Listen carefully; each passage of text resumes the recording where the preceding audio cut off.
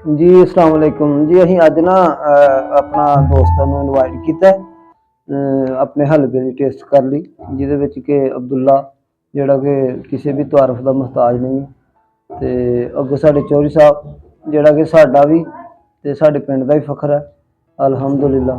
ਚੌਧਰੀ ਸ਼ਹੀਦ ਜਿਹੜੇ ਕਿ ਸਾਡੇ ਪਿੰਡ ਦੇ ਹੁਣ ਸੈਕੰਡ ਚੌਧਰੀ ਨੇ, ਤੇ ਅੱਛੀਆਂ ਸਿਫਤਾਂ ਦੇ ਮਾਲਕ ਨੇ, ਕੁਆਲਿਟੀਆਂ ਰੱਖਦੇ ਨੇ ਚੌਧਰੀਆਂ ਵਾਲੀਆਂ, ਤੇ ਇਸ ਚੀਜ਼ ਦੀ ਅਸੀਂ ਤਾਰੀਫ ਕਰਨੇ ਜੀ।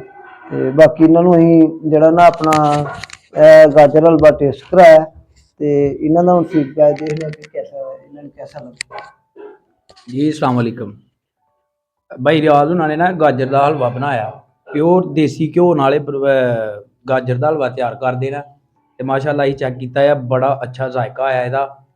ਤੇ भाई उन्हों दी मेहनतां दी इन्नी मेहनतां कीतियां उन्होंने, फिर जाके चीज़ां बनदियां ने, ते प्योर खालस चीज़ है। असीं माशाअल्लाह खादा इनू, बहुत मज़ा आया सानू, ते सारे भरावां नू रिक्वेस्ट की जाती है भी इत्थे आओ ते विजिट करो ते इहदा टेस्ट करो, ते तुहानू पता लगे कि वाकई किसी ने कोई चीज़ बनाई है।